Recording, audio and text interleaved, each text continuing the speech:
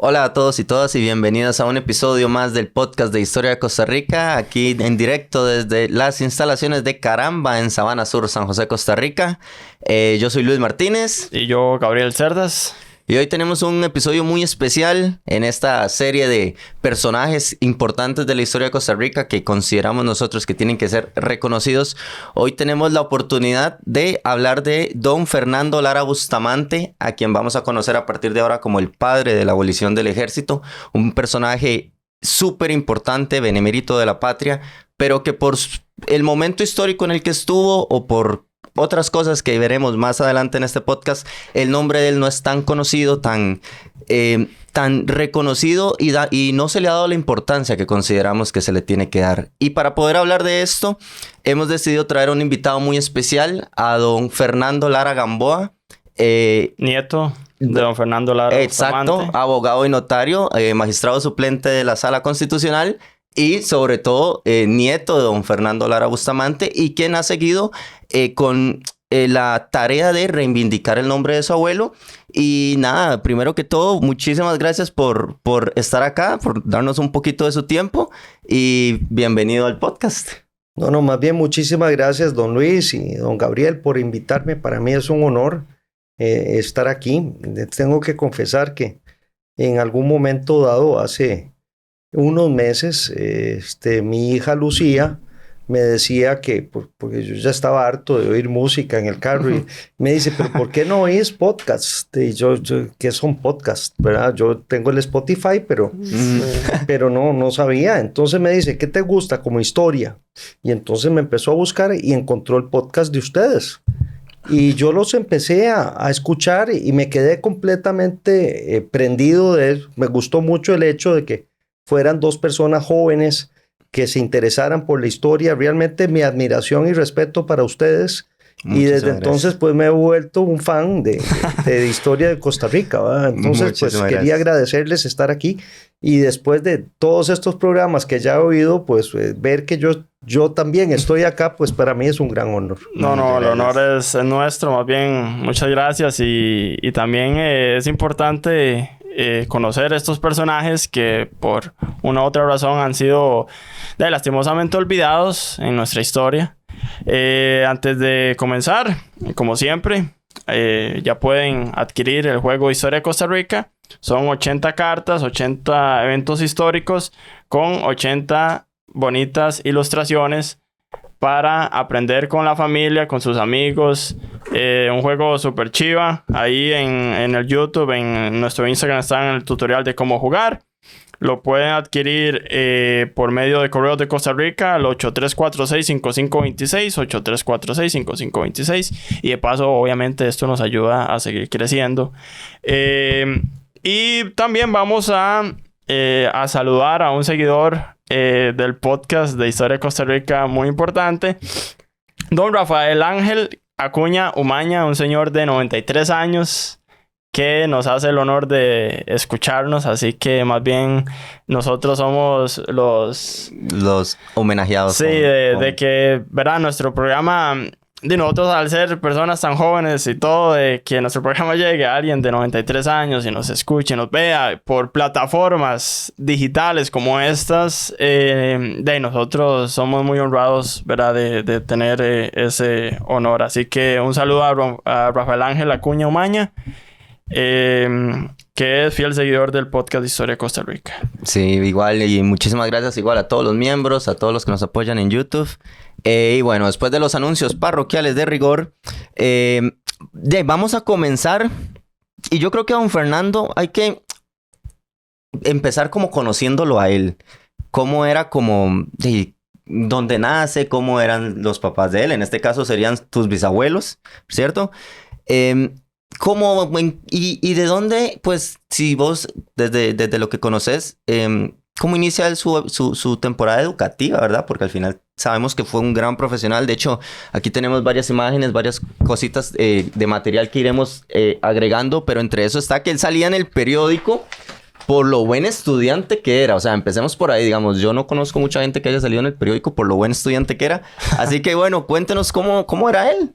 ¿O cómo fue el principio? Bueno, más que todo, para contarles un poquito de la historia de él, él nace en San José, Costa Rica, en el 12 de enero de 1911. Él es hijo de Ernesto Lara Iraeta, quien a su vez era hijo de doña Josefa Iraeta, que era nieta de, bueno, Josefa Iraeta Guzmán, que era nieta de don Juan José Guzmán, que fue ni más ni menos que el primer presidente constitucional de El Salvador. Y también era hijo de Salvador Lara Zamora, que fue presidente de Costa Rica de 1881 a 1882. Es decir, por el lado paterno era nieto de un expresidente de Costa Rica. Por el lado materno era nieto de don Ramón Bustamante, quien fue magistrado de la Corte Suprema de Justicia, y luego doña Evangelina Castro. Su madre era soprano, Ángela Bustamante Castro, y el asunto es que por una divergencia de familia entre don Salvador Lara y su esposa, doña Josefa Iraeta, que fue de los primeros divorcios que hubo aquí en Costa Rica, don Salvador era un señor muy bravo y pues hubo una desaveniencia bastante grande familiar y se divorciaron y él le impuso a sus hijos que dejaran de hablarle a su madre.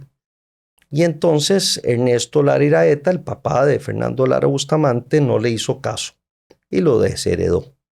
Entonces mi abuelo, en son ¿cómo se llama?, de broma, decía que él era pobre pero de muy buena familia y que podía probarlo porque tenía el testamento de su abuelo en donde había desheredado.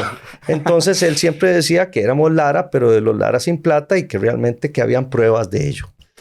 Entonces, pues, mi abuelo Fernando nace en 1911. En 1912 muere Salvador Lara Zamora, su abuelito, que él admiró sobre todas las cosas, ¿verdad?, como hombre público.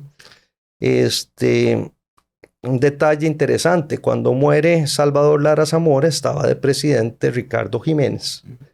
Y don Ricardo da un discurso y dice que el expresidente Lara hizo más en un año que muchos otros en 4, porque realmente las finanzas públicas estaban bastante mal. Logró reducir el Estado, abrió la cárcel de San Lucas, ¿verdad? Entonces uno dice, bueno, la cárcel de San Lucas, los derechos humanos. Bueno, no, pero cerró la cárcel, que era la isla del Coco, en aquel entonces. Entonces abrió la cárcel de San Lucas, adoptó el sistema métrico decimal, que Costa Rica todavía no lo había adoptado, hizo el Archivo Nacional, el Colegio de Abogados. Entonces, pues cuando muere don Salvador, pues don Ricardo Jiménez, quien lo admiró mucho, pues habló muy bonito de él. Y yo creo que eso es lo que hizo que mi abuelo Fernando se hiciera jimenista. Los Lara Bustamante después llegaron a ser 6, 4 hombres y 2 mujeres. Fernando, que es el mayor, después Cecilia, que se casó con Rafael Carrillo Echeverría. Después viene Salvador, ¿verdad? Pusieron el nombre igual que al abuelo. Después Eugenia, que llegó a ser, una religiosa, pero llegó a ser madre superiora de las belemitas a nivel latinoamericano. Después Ernesto Lara Bustamante, que fue ministro de Economía, y Guillermo Lara Bustamante, que fue mucho tiempo director del Incofer. El asunto es que cuando tenían 10 años los Lara Bustamante, siendo Fernando el mayor, doña Ángela sintió un dolor como aquí atrás. Creyeron que era colitis y resulta que era apendicitis. El apéndice de ella era lo que se llama retrocecal, es decir, como que daba vuelta, y entonces no se dieron cuenta. Y los Lara Bustamante quedaron huérfanos cuando mi abuelo Fernando, siendo el mayor, tenía 10 años.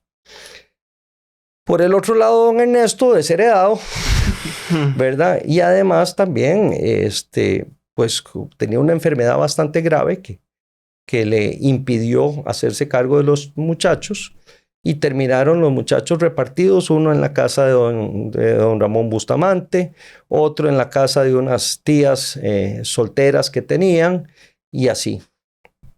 Entonces uno dice, pucha, qué vida más sufrida, porque realmente fue una vida complicada, en donde cualquier otra persona se hubiera rebelado contra la vida y hubiera sido una persona X, pero Fernando Lara siempre fue el mejor promedio de la clase, siempre fue el mejor estudiante, tanto así que en 1929, cuando se gradúan del Liceo de Costa Rica, él es el mejor promedio, el presidente de la clase y al que le toca dar el discurso Cuando da el discurso, pues dentro de ese discurso dice, recibimos una Costa Rica libre, ¿verdad? Y soberana, para entregarle a nuestros hijos otra Costa Rica libre y soberana, ¿verdad?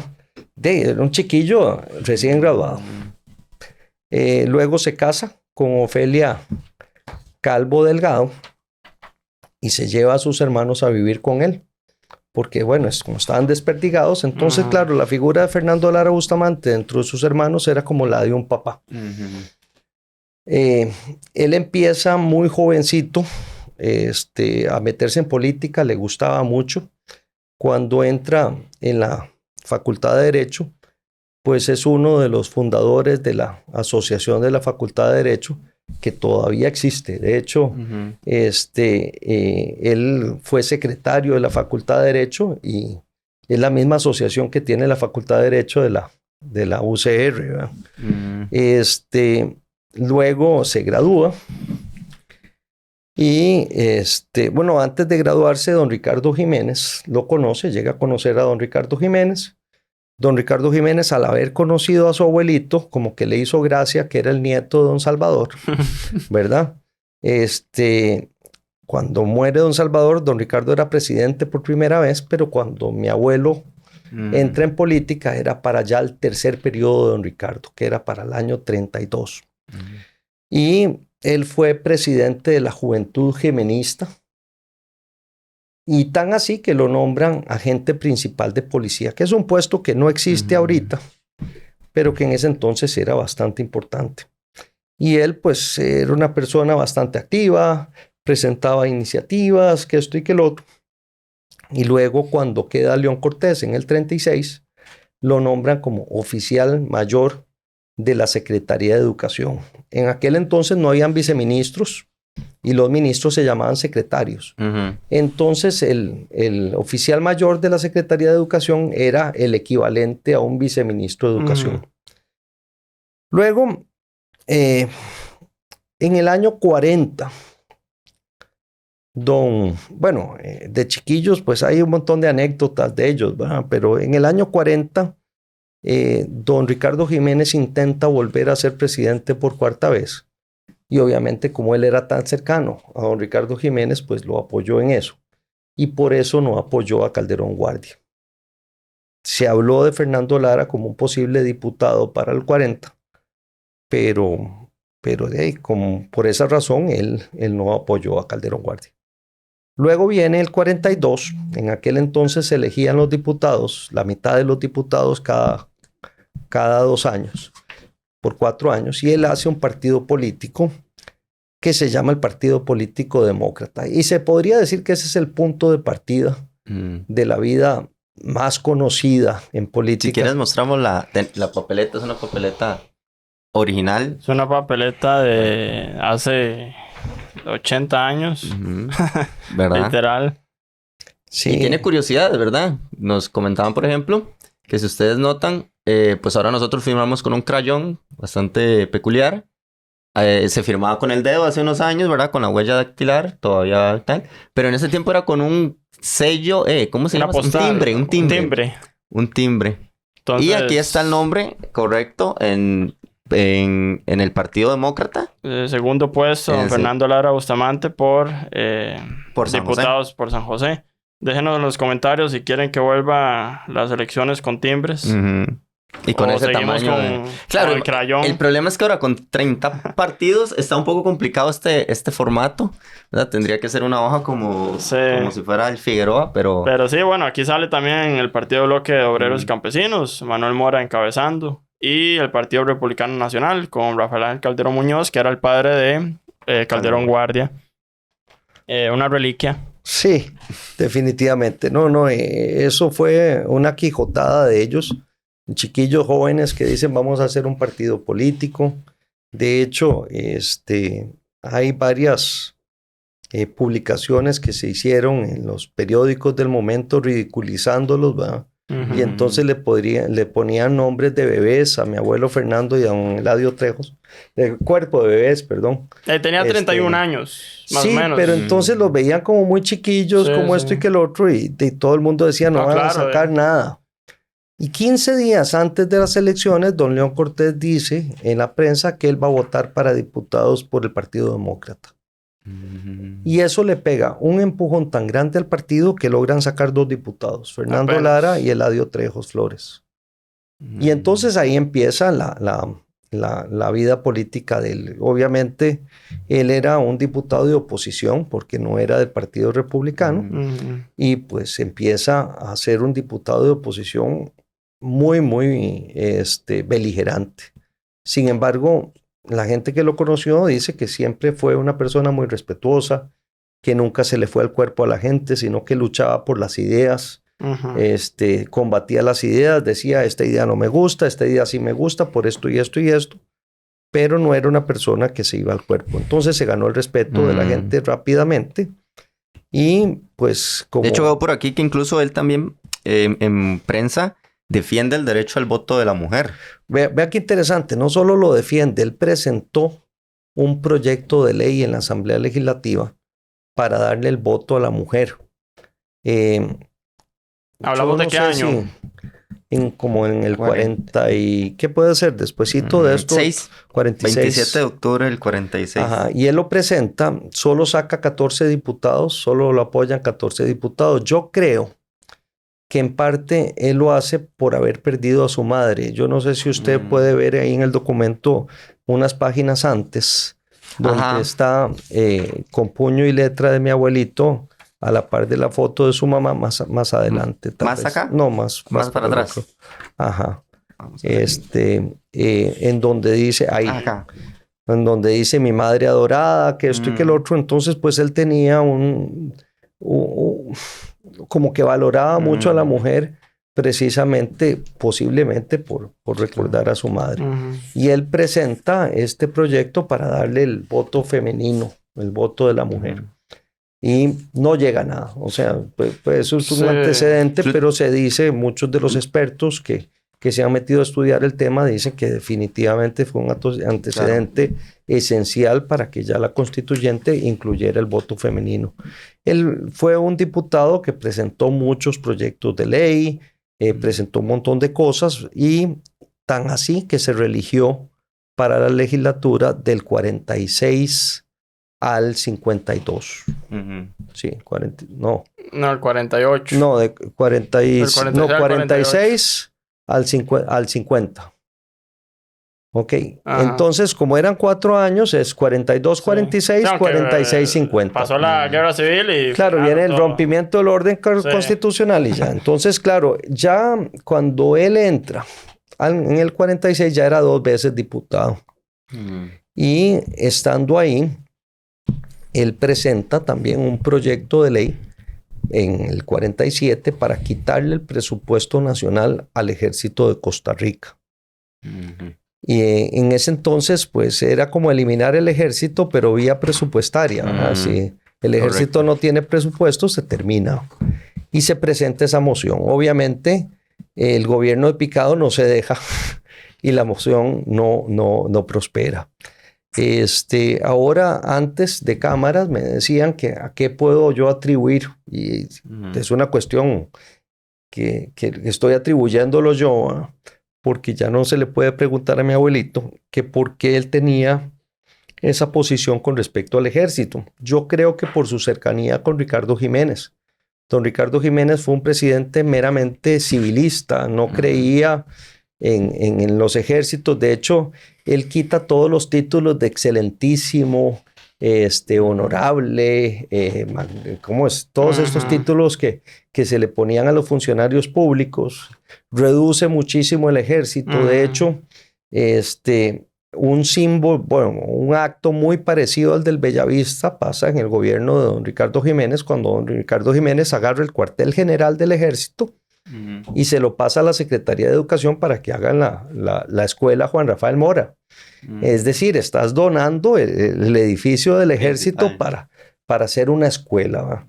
Entonces yo creo que tal vez, aunque don Ricardo nunca dijo que quería abolir el ejército ni nada, pues esa filosofía civilista permeó un poco en el joven Lara Bustamante. Claro.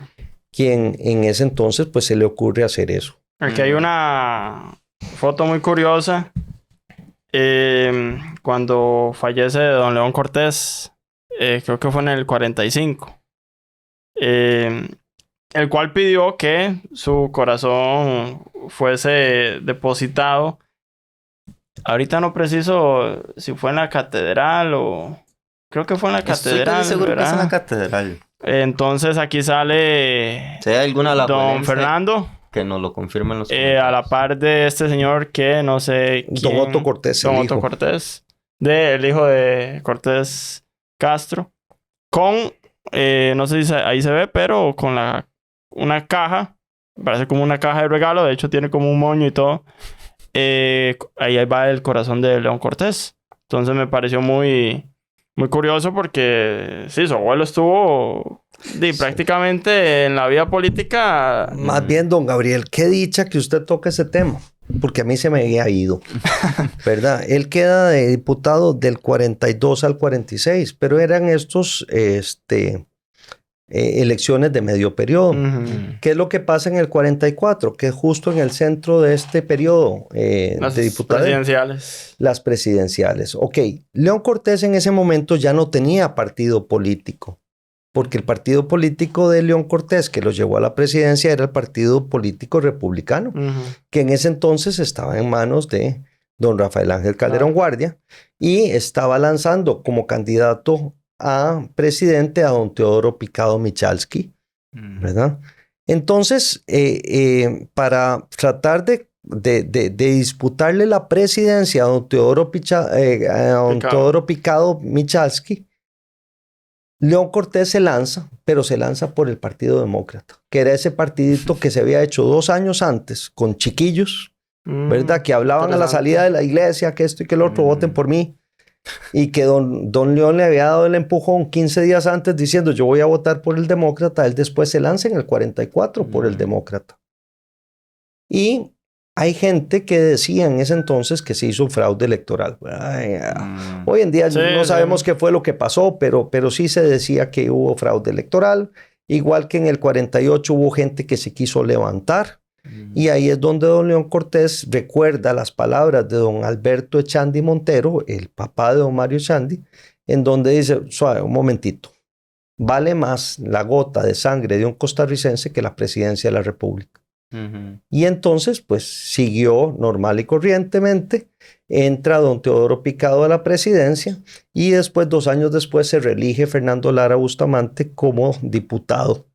Ya después de muerto don León Cortés. Mucha gente decía que don León Cortés se había muerto del colerón, de que le habían quitado las elecciones y que esto y que el otro, y un montón de leyendas urbanas en ese aspecto. Pero conspiraciones. qué dicha que lo comentó, porque me lo estaba brincando y es importante. Sí, qué curioso. Ahorita revisando. El partido político demócrata agarra mucho poder precisamente al presentar la candidatura de don León Cortés. Después, en el 48, se une el Partido Demócrata con otros partidos y se funda lo que es el Unión Nacional. Pero vea qué interesante, la bandera de la Unión Nacional sigue siendo la misma. Sigue siendo exactamente esta que ustedes ven aquí, que es azul, blanco, azul. Todas las fotos del 48 donde sale la gente con una bandera así y la gente cree que es una bandera verde, blanco y verde, pero no, Liberación Nacional se funda en el 51, no existía. La gente lo que sale es con la bandera de Ulate, que era claro, las fotos son en blanco y negro y no podemos saber pero era justo con eso. Qué curioso, no sabía. Y sí, aquí sale... Bueno, de hecho, Teodoro Picado se lanza con esta unión que hizo el bloque de obreros campesinos y el republicano, que se llamó el bloque de la victoria. Entonces, también eso le dio un montón de impulso, ¿verdad? Para poder quedar. Y sí, 66% sacó Teodoro Picado y León Cortés el 33%. Pero sí, qué curioso. No sabía que se había mandado con el demócrata. Ahorita revisándolo. Sí. No, y empieza a tener impacto, ¿verdad? Claro, que empieza a tener muchísimo más sentido la importancia del partido porque uno siempre lo lee. Pero cuando uno se da cuenta que es un partido que se fundó por unos amigos que dijeron, mira... Sí. Bueno, eran compañeros de colegio. O sea, Eladio Flores y... Estamos hablando de... Eran como que ustedes dos, digamos, compañeros de colegio, pues... Están hablando ahí. Salieran y hacen un partido político, salen los dos de Partido Historia de Costa Rica. Sí. Es como cuando uno está ahí hablando y dice, tengo un negocio. Y hermano, armemos un partido. No, pero qué interesante porque al final, como que ellos adhieran al cortesismo, ¿verdad? Me parece que se llama. Es que ellos eran cortesistas, ¿verdad? Eran cortesistas porque acordémonos que mi abuelito había estado en el gobierno de don León Cortés, en la secretaría, o sea, como oficial mayor de la Secretaría de Educación.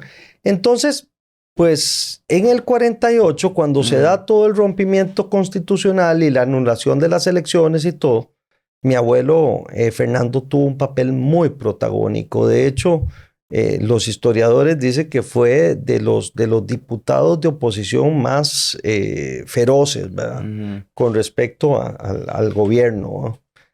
Tan así fue que después de que viene lo que es la toma de gobierno por parte de la Junta, uno de los primeros, después a ponerme aquí la doble tracción, ¿verdad? Después de los...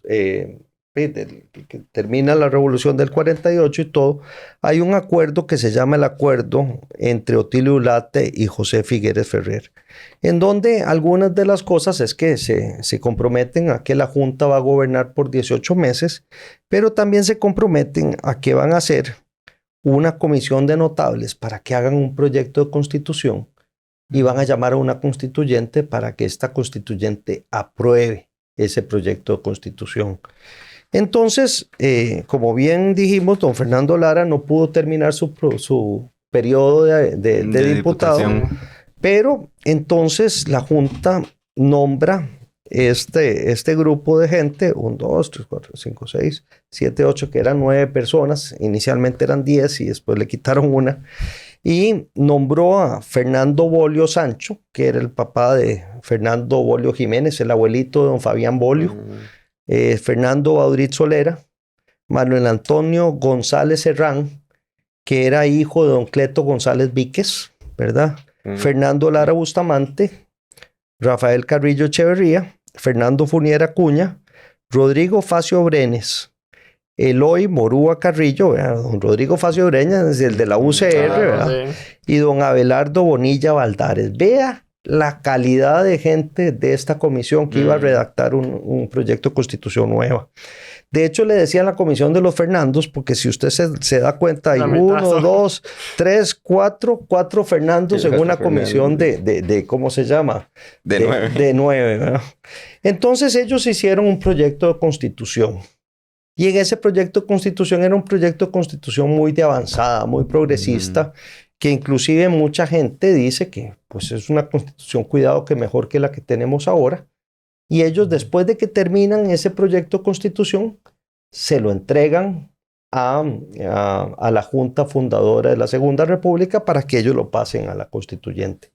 Ahí es donde don Fernando Lara Bustamante vuelve de necio, ¿verdad?, a presentar su idea de la abolición del ejército, ya no como quitándole el presupuesto, sino como aboliendo el ejército como institución permanente, ¿verdad? Se ha dado alguna confusión con el Ejército de Liberación Nacional, ¿verdad?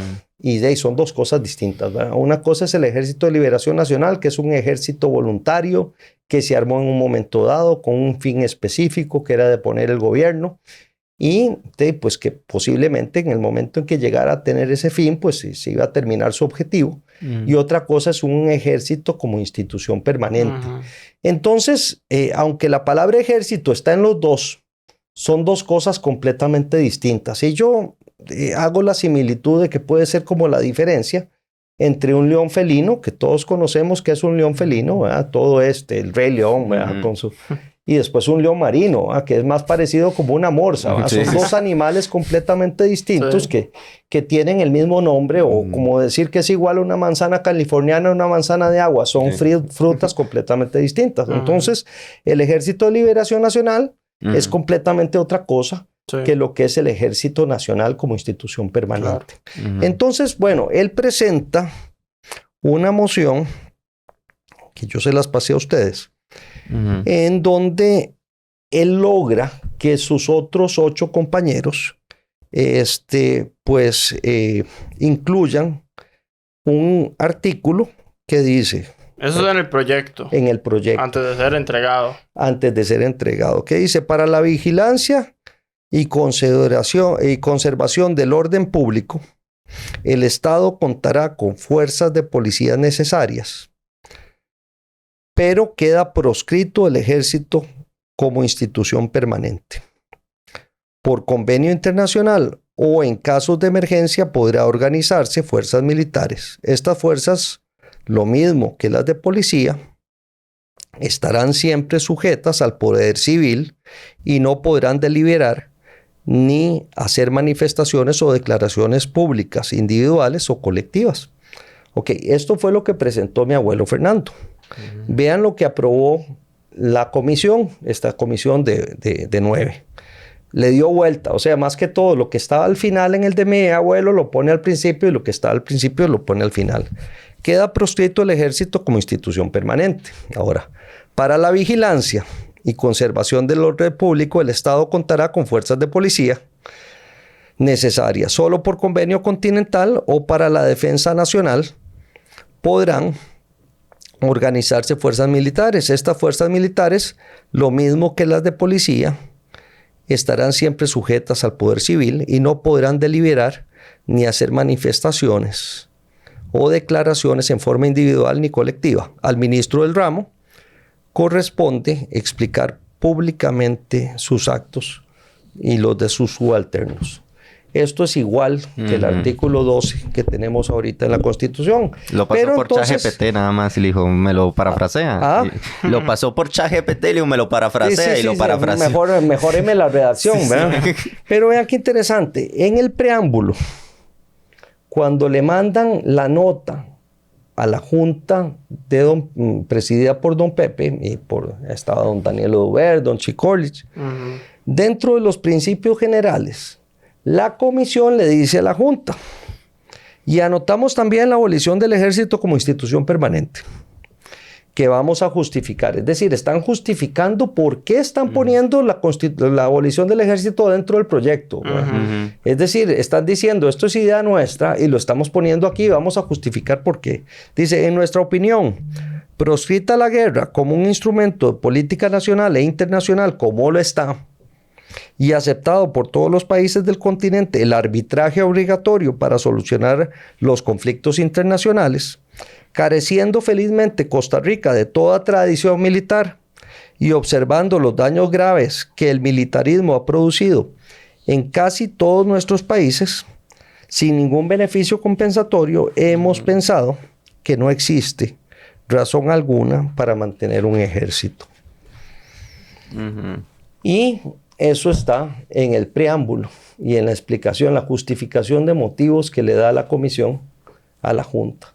¿Qué hace la Junta? La Junta en ese momento podía sacar el artículo y presentarle a la constituyente el proyecto sin el artículo 10. Pero no, lo deja ahí. Y entonces eso va a la constituyente. En el interín viene el acto del Bellavista. En el acto del Bellavista, pues mucha gente Cardonazo. dice... No, el masazo del 1 de diciembre. La Junta nunca aprobó ningún decreto de abolición del ejército. No existe.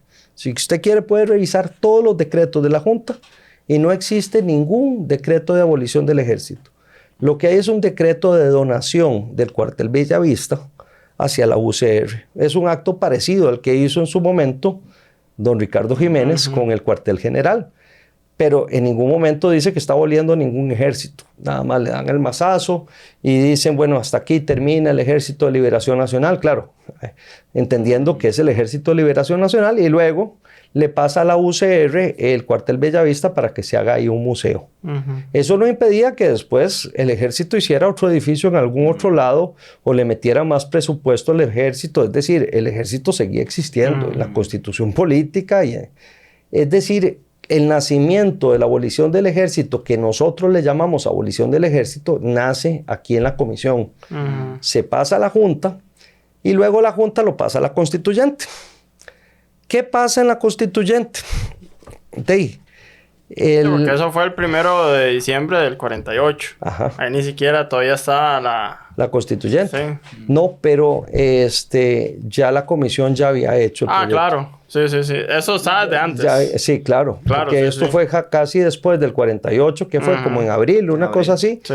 Que ya te digo más o menos cuándo es que se nombra. Sí, eso fue un acto ahí.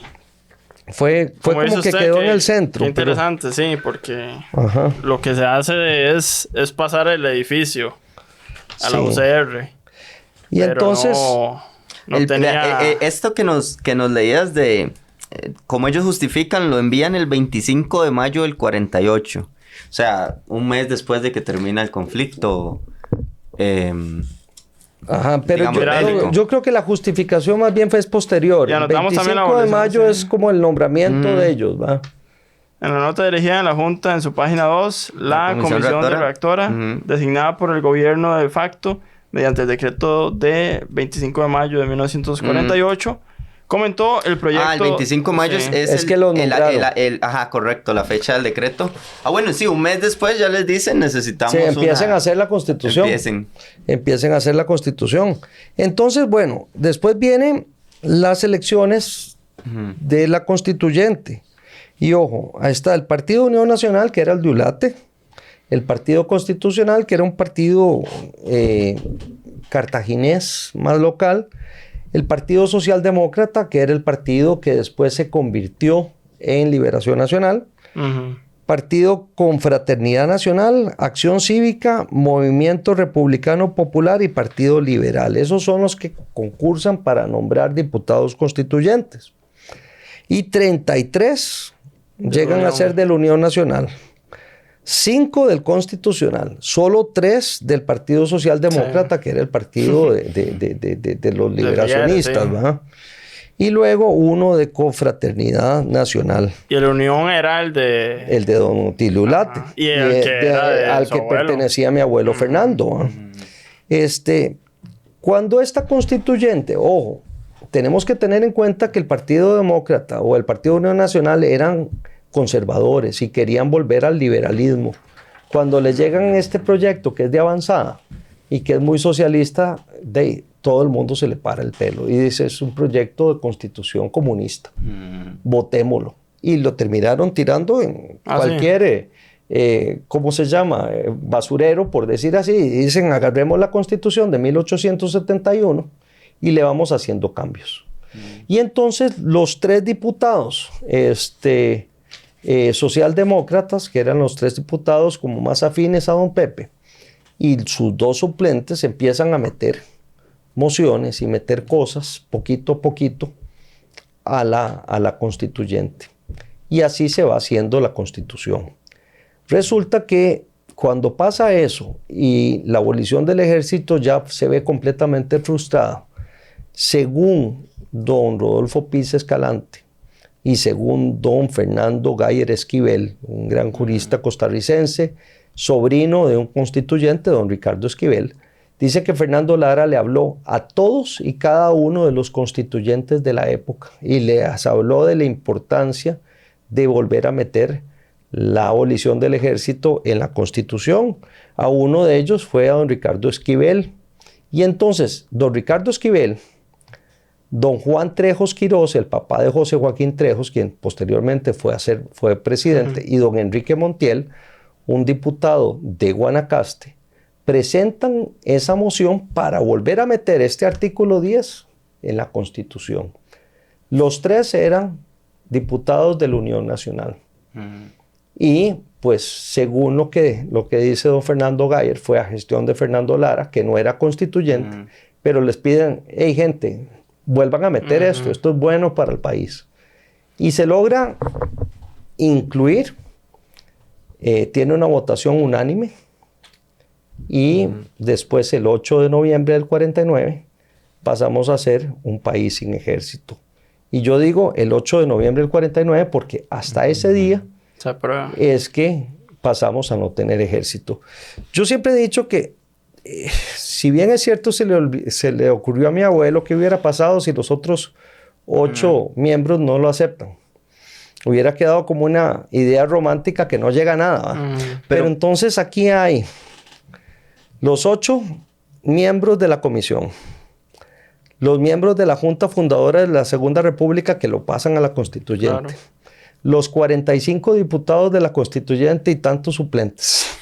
Es decir, es un hecho nacional que merece darle el crédito a todo el país más que a una sola persona. No sé si me explico. Aquí no, claro. No nos estamos peleando. O sea, si algo hubiera funcionado mal en ese engranaje, no se llega a dar. Sí, pero desde ahí viene la idea, digo yo. O sea, y creo que es muy interesante verlo de esa manera porque creo que hay unas palabras muy necias siempre dando cabida por ahí que dicen que el ejército en Costa Rica se quitó porque cierto personaje no quería que le dieran golpe de Estado. No solo ese personaje sobrevivió a un golpe de Estado 7 años después sin ejército, sino que lo que más bien hace es demeritar a todas estas personas que en realidad pusieron... Yo le digo algo, mucha gente tuvo que haberles ido en contra de la idea de quitar el ejército, tuvieron que haber sido incluso tal vez hasta perseguidos, digo de alguna manera, porque incluso pienso que uno de los nietos de don Cleto González Víquez estaba entre los uno de los hijos. Uno de los hijos. Bueno, y don Cleto es uno de los principales que, por ejemplo, quita el escudo de armas, quita las marchas militares. Entonces, pues hay como hasta una herencia, un pensamiento hasta de herencia, ¿verdad? Es decir, ya desde hace muchos años veníamos con esta sensación de que Costa Rica no es militar. ¿Y cómo, ya siendo usted nieto, él le contó alguna vez esta historia a usted o cómo lo contaba? No, imagínese que para mí mi abuelo fue un abuelito cariñoso como igual a los de todos los demás. Ahora, hablábamos de algunas anécdotas. Yo no sé si quiere que la comentemos, pero digamos, por ejemplo, él siempre compraba lotería y nos decía a todos los nietos que éramos un montón de chiquillos. Pues mi abuelo Fernando tuvo 6 hijos, bueno, tuvo 8 hijos y 2 murieron. Uno murió a los 5 años con un problema de un tumor cerebral que en ese entonces era inoperable, ¿verdad? Y después la otra, una chiquita como de 12 años que la atropelló un carro. Imagínense la barbaridad, ¿verdad? Entonces también tuvieron una vida bastante sufrida en ese aspecto. Pero bueno, tuvo 6 hijos que sí sobrevivieron, tuvieron descendencia y entonces éramos un montón de nietos, ¿verdad? Inclusive había una diferencia muy grande entre la mayor y el menor, entonces inclusive yo tenía hijos, ¿cómo es? Primos segundos, que eran hijos de mis primas hermanas y eran mayores que yo. ¿Eh? Entonces, éramos un montón. Mi abuelo Fernando compraba lotería y decía, bueno, compré el número 67, serie 754, y todos apuntábamos y empezaba, a ver Luis, dígame usted qué quiere. Entonces Luis decía, yo quiero una minimoto. Y usted, Gabriel, ¿qué quiere? Yo quiero un viaje a Europa. Y apuntaban todo. Y claro, todos nosotros estábamos cruzando los dedos para que el día siguiente mi abuelo se ganara la lotería y lograra comprar todo lo que estaba en la lista. Y esto era muy repetitivo, ¿verdad? Esto pasaba todos los fines de semana. También nos regalaba golosinas, siempre haciéndolo sentir a uno muy especial. Nosotros hablábamos algo, yo hablaba algo con mi abuelo de historia, pero no llegamos a ese nivel de profundidad. Después, en un momento dado, cuando yo ya era alumno de primer año de Derecho, haciendo fila en el ferry de Tempisque, todavía no estaba el puente de la Amistad, y había que pasar como en un lanchón que era como remolcado por un barco que lo iba jalando lado a lado. Era en Semana Santa, entonces se hacía una fila tremenda, y uno mientras esperaba empezaba a caminar en esa fila. Y entonces dejamos el carro parqueado y empezamos a caminar. Y más adelante en la fila, de un momento a otro, estaba don Rodolfo Pisa Escalante. Y papá me lo presentó, porque de ahí se conocían. Don Rodolfo había sido alumno en la Universidad de Costa Rica de mi abuelo Fernando. Mi abuelo Fernando, a muy temprana edad, le tocó ser catedrático de Derecho Administrativo y de Historia del Derecho, ocupando la cátedra que había tenido en su momento don Alberto Brenes Córdoba. Casi nadie. Sí, exactamente.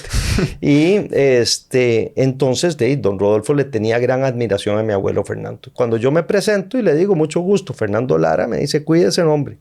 Y me dice, por cierto, ¿usted sabe de quién es la idea de la abolición del ejército? Y yo le dije, de este otro señor, ¿verdad?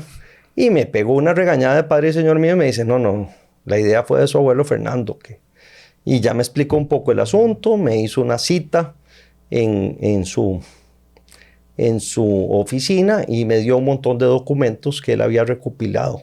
Inclusive él me dijo, yo hablé con Fernando Lara Bustamante y le dije, don Fernando, fue usted, ¿por qué no lo dice? Y entonces dice que mi abuelo le dijo, no, mire, mijito, uno hace las cosas por Costa Rica y no lo hace por ganarse medallas ni nada de eso. Y pues por eso es que yo empecé con esa curiosidad de escarbar un poco la vida de mi abuelo Fernando. Que no termina ahí. O sea, ya en ese momento Fernando Lara Bustamante era diputado 2 veces y para el gobierno de Otilio Ulate queda diputado por 3ª vez. Consecutiva. Del 50 sí, prácticamente. 54, con 3ª vez consecutiva. A la mitad del periodo, don Otilio Ulate decide cambiar al canciller y le ofrecen a mi abuelo ser ministro de Relaciones Exteriores. Y él, pues es ministro de Relaciones Exteriores en un momento bastante crítico, que era después de la Segunda Guerra Mundial, cuando justo estaba empezando el asunto de la ONU. Costa Rica, en ese momento, pues teníamos un gobierno nuevo después de un rompimiento constitucional. Y entonces, pues se da la tarea de dar la primera gira de un canciller costarricense en Europa. Y se va para allá y hace una gira y firmamos ahora que están festejando los 175 años de amistad con España, pues hay un tratado que firmó mi abuelo de amistad perpetua con España. Se hace la paz con Japón y con...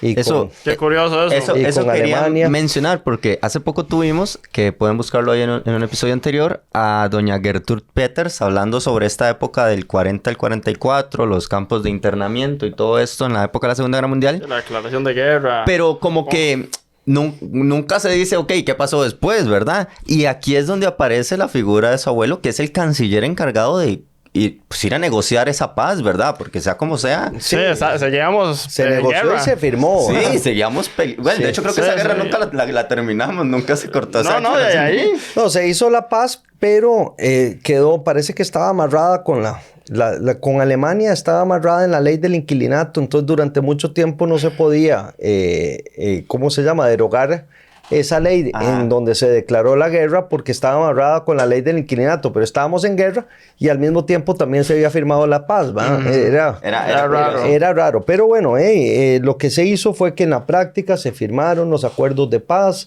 que esto y que el otro, se creó la ODECA, que era la Organización de Estados Centroamericanos, que hoy se vino cambiando y hoy es el SICA, ¿verdad? De hecho, se habló de mi abuelo Fernando muchas veces como un posible candidato para ser el secretario de la ODECA. Y luego sale él de Cancillería, sale de gobierno, llega a ser presidente del Colegio de Abogados en el 54. Para el 57 era una figura bastante conocida, para muchos era una figura presidenciable. Y entonces, le pidieron que por qué no se lanzaba como candidato de la Unión Nacional, como precandidato, y él se lanza. Pero mucha gente experta en política pues dice que se lanzó un poquito tarde, ya cuando ya la gente se había como decidido. Y mi abuelo Fernando queda de tercero. De primero queda don Mario Echandi, ¿verdad? Bueno, hay un empate entre don Mario Echandi y el doctor Oriamuno Flores, y mi abuelo queda de tercero. Entonces se van a segundas elecciones don Mario Echandi y el doctor Oriamuno Flores. Y en las segundas elecciones, mi abuelo Fernando apoya a don Mario. Y don Mario queda de candidato de la Unión Nacional y posteriormente queda de presidente. Entonces, mi abuelo le toca estar en las listas de diputados para ese periodo. Entonces vuelve a estar cuarta vez de diputado del 58 al 62. El partido de él sacó solo 14 diputados, bastante poquito. Y la mayoría la tenía Liberación Nacional. De hecho, Liberación Nacional gana la presidencia de la Asamblea Legislativa, yo creo que el primer año. Y el segundo año la gana un liberacionista, pero con los votos de gobierno. Y ya el tercer año queda mi abuelo de presidente del Congreso. Se le empezó a llamar Mayo Negro, precisamente por eso. Eso es una foto de ese momento, ¿verdad? Ajá. Y ahí, entonces él queda de presidente del Congreso. Ahí está. En ese entonces, ¿verdad? Hay una frase aquí que me gustaría decir que dice: a los que aspiren, bueno, claro, autoridad don Fernando Lara dice: a los que aspiran a la función pública les impondremos una sola condición, que tengan vergüenza. Esto que tan simple parece es la base fundamental para edificar un buen gobierno. 3 de noviembre del 56. Eso era cuando era candidato, para precandidato. Usted sabe que yo he repasado esa frase una y otra vez y tiene razón. O sea, la vergüenza es todo. Si usted no tiene vergüenza, si usted tiene vergüenza, no acepta un cargo para el cual no está preparado. Si usted tiene vergüenza, usted averigua cómo se hacen las cosas, usted se informa, usted se capacita por vergüenza. Si usted tiene vergüenza, usted no es corrupto porque le da vergüenza. O sea, realmente es importantísimo. Y los señores mayores de antes, cuando te insultaban, te decían sin vergüenza. No sé si me explico. Era un insulto. Realmente. Y pues, pero podemos trasladar a hoy en día fácilmente, ¿verdad? Sí. Por los últimos 70 años. Es increíble que... qué clarito lo tenía, ¿verdad? Sí. Pienso que eso es una frase de alguien que la tenía muy clarito. Sí. Y después, bueno, después en el 62 es interesante que... esa unión que se hizo para llevar a don Mario Echandi a la presidencia se desunió. Viene Calderón Guardia del exilio, se vuelve a lanzar como candidato a la presidencia. Se lanza también Ulate y don Chico Orlich. Y en ese momento gana don Chico Orlich apoteósicamente, ni siquiera sumando los votos de don Rafael Ángel Calderón Guardia y de don Otilio Ulate daba para ganarle a Liberación.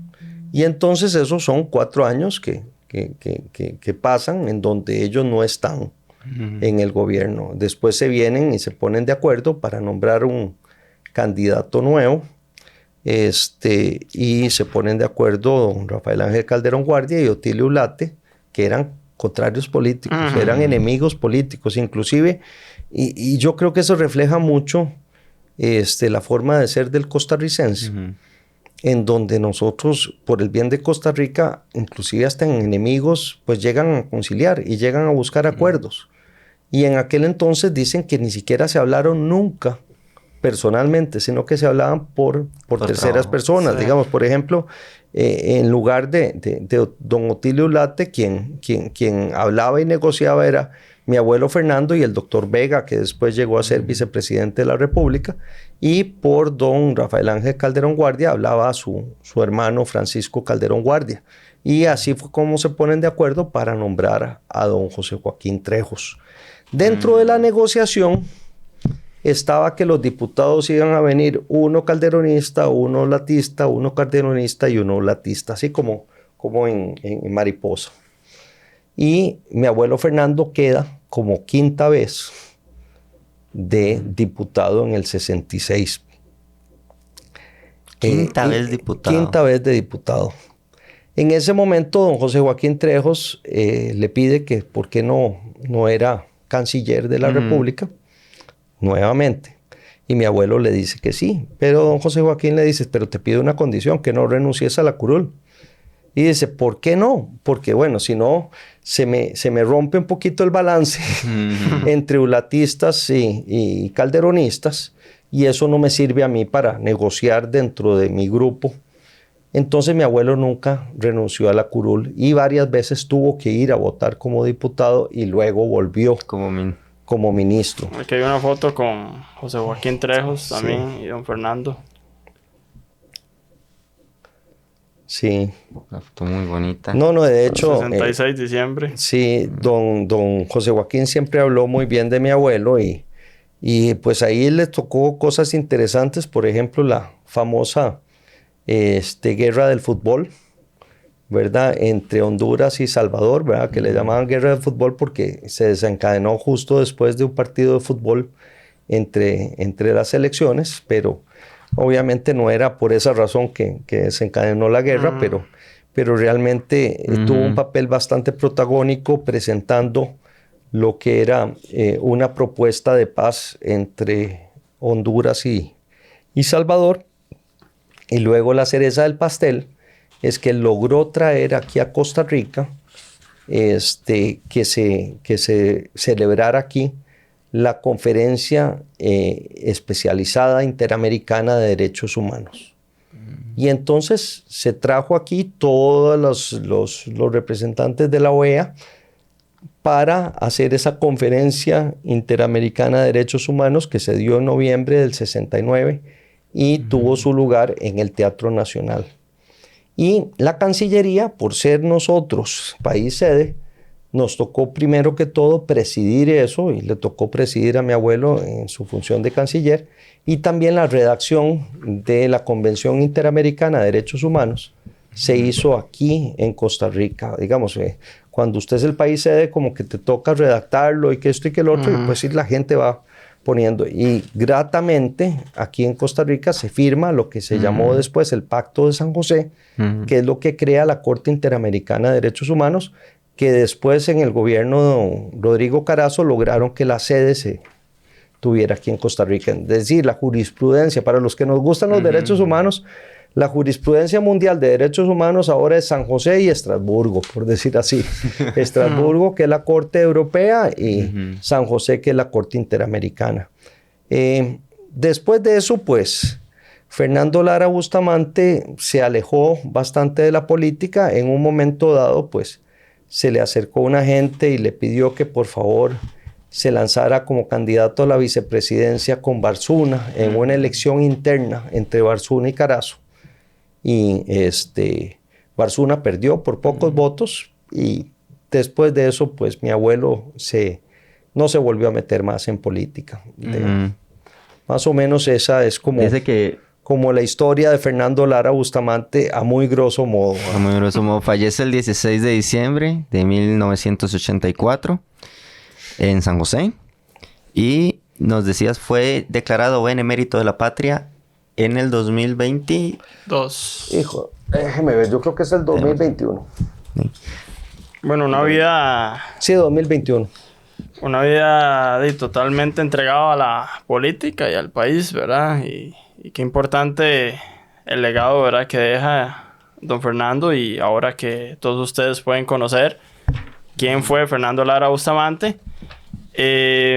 Hay varios escritos, ¿verdad?, me parece, en internet.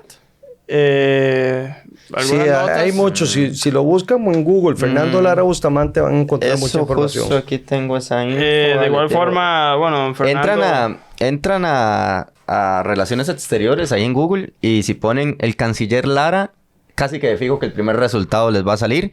Es aquí no se va a ver nada, pero es un librito que trae la imagen, y aquí dice el canciller Lara. Es de una serie de igual, libritos si quieren conocer más sobre la historia de don Fernando, pueden escribirnos al Instagram. Les compartimos los mismos documentos que nos compartió don Fernando sobre su abuelo. Y nosotros agradecidos de conocer la historia de su abuelo de mano de de su nieto.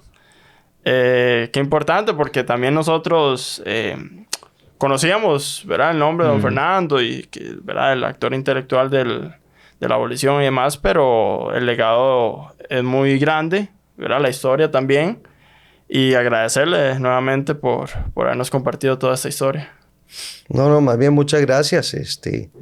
Muchas gracias por invitarme. Realmente me parece que es un tema bonito, ¿verdad? Claro. Para los que nos gusta la historia y nos gusta realmente las cosas como son, sí es interesante. Yo creo que si mi abuelo viviera, no estaría de acuerdo con que yo estuviera aquí, porque él decía que no, que por Costa Rica se pelea desde cualquier trinchera. Que usted no necesita estar en un puesto muy importante. Y yo creo que ese es el mejor mensaje que podemos tener, ¿verdad? Qué bonito, sí. Que de tratar de aportar desde el puesto que estemos, ¿verdad? Y no tener una aspiración como más grande en eso, ¿verdad? Una anécdota interesante es que me decía papá que a mi abuelita no le gustaba la política. Entonces siempre le prohibía a mi abuelo que se metiera en política. Entonces mi abuelo siempre se andaba escondiendo y llegaba y decía, mira, es que me pusieron de candidato a diputado, Ofelia, ¿qué puedo hacer? ¿Cómo les puedo decir que no? Y tal vez, si me permiten contarles otra anécdota interesante, es que mi abuela Ofelia le tenía mucho miedo a los aviones. Y cuando hicieron esa primera gira a Europa, se fueron en avión, de esos aviones de 4 hélices, que sonaba muchísimo. Y ya cuando llegaron allá y se tenía que devolver, mi abuelita le dijo, mira, Fernando, nos vinimos en avión, pero yo no me devuelvo en avión. y se tuvieron que devolver en barco. 3 meses. No, eran como 30 días, una cosa, 35 días, una cosa así. Un tourcito se pegó. Sí. No, y demuestra, creo, también como la humanidad de un personaje tan especial y tan importante para nuestra historia, porque al final esa frase de que desde cualquier trinchera se puede trabajar es muy, muy, muy cierta, porque él desde sus trincheras lo hizo de donde pudo. Y bueno, siempre creo que lo más curioso de recordar es que ese partido político que iniciaron unos compitas afuera, pues terminó haciendo tanto, ¿verdad? Y siendo tan importante. Imagínese que mi abuelo Fernando nunca quiso ser abogado. Él quería ser médico. Realmente le gustaba mucho la idea de ser médico, pero por problemas económicos, como les dije, los Lara Bustamante eran como los primos sin plata. Por problemas económicos aquí en Costa Rica, pues para estudiar medicina había que ir a México, lo más cercano, o si no a Europa. Y entonces él no tenía recursos para eso. Y por el otro lado, cuando él ejerce la cartera de ministro de Relaciones Exteriores, era un chiquillo que no había salido del país y hablaba inglés, francés, italiano, portugués y español. O sea, hablaba 5 idiomas y aprendidos aquí. ¿Verdad? Que tenía unas tías que habían vivido en Francia y le enseñaron francés, que esto y que lo otro. Y tenía una facilidad muy grande con los idiomas. Y también otra cosa es rescatar como una persona que tiene un objetivo X, ¿verdad? Que no se deja vencer por la adversidad. Y realmente es un muchacho que, si uno ve su historia de niño y todo, cualquiera hubiera dicho que se podía haber amargado o se podría haber ido por un mal camino y no fue así, ¿verdad? No, exactamente. Y yo creo que eso es lo más rescatable de él, ¿verdad? Ese inicio con pues, perder a la mamá tan niño y todo. Y que creo yo que él al final pues termina llenando de orgullo a su familia en general. Y de nuevo, muchísimas gracias. Igual a los que nos acompañaron durante esta horita de podcast. Muchísimas gracias. Dejen sus comentarios. Si se conocían así sí, o si para ustedes es completamente nuevo. E igual pueden dejar en los comentarios si gustan que algún tema que toquemos nuevo, algún personaje que tal vez ustedes consideran que tenemos que traer a esta serie. Nosotros con muchísimo gusto. Recuerden el juego de Historia de Costa Rica. Ya lo pueden adquirir al número 83465526. También está ya la librería internacional. Está en Banoam, un montón de tiendas a lo largo y ancho del país que están en nuestro Instagram, todas las en la publicación tiendas. fija. Así que muchísimas gracias. De hecho, yo voy a comprar de eso para los chiquillos. Está lindísimo. Esto es la mejor forma para aprender historia fácil. En 2025. Correcto. Listo, muchísimas gracias. Pura vida. Nos vemos.